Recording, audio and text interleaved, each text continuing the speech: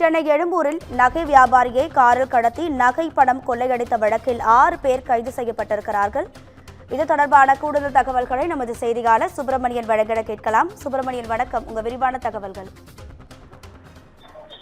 எழும்பூர் பகுதியில் நகை வியாபாரியை கடத்தி பணம் பறித்த வழக்கில் 6 பேரை போலீசார் கைது செய்திருக்கிறார்கள். அவர்களிடமிருந்து 203 கிராம் தங்க நகைகள், வெள்ளி கட்டிகளுடன் 3.2 கிலோ வெள்ளி பொருட்கள், 6.50 லட்சம் பணம் ஆகியவை பறிமுதல் செய்யப்பட்டிருக்கிறது.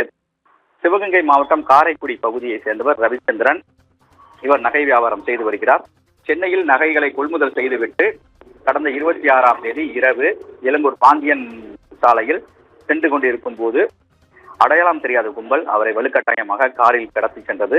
அப்போது 131 கிராம் தங்க நகைகள், 1.250 கிலோ வெள்ளி பொருட்கள், 31 லட்சம் ரூபாய் பணம் அடங்கிய பையோடு அவரை கடத்தி சென்றார்கள். கடத்தி சென்ற பிறகு போரூர் அருகே ரவிச்சந்திரனை இறக்கிவிட்டுவிட்டு அந்த கும்பல் தப்பி ஓடியது. இது தொடர்பாக எழும்பூர் காவல் நிலையத்தில் ரவிச்சந்திரன் புகார் அளித்தார். புகாரின் பேரில் போலீசார் விசாரணை நடத்தினார்கள். சிசிடிவி காட்சிகள் ஆய்வு செய்யப்பட்டது.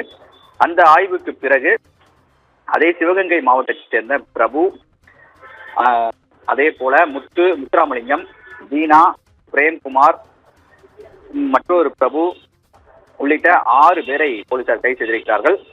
இவர்கள் சிவகங்கை மற்றும் மானாமதுரையில் வைத்து கைது செய்யப்பட்டதாக காவல்துறை தரப்பில் தெரிவிக்கப்பட்டிருக்கிறது.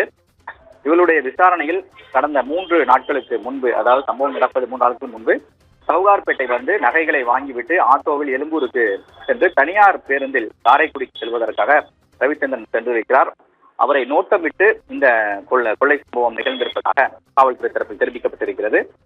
கைதானவர்களை நீதிமன்ற காவலுக்கு உட்படுத்துவதற்கான நடவடிக்கையில் போலீசார் ஈடுபட்டு வருகின்றனர். உங்கள் தகவல்களுக்கு நன்றி சுப்பிரமணியன்.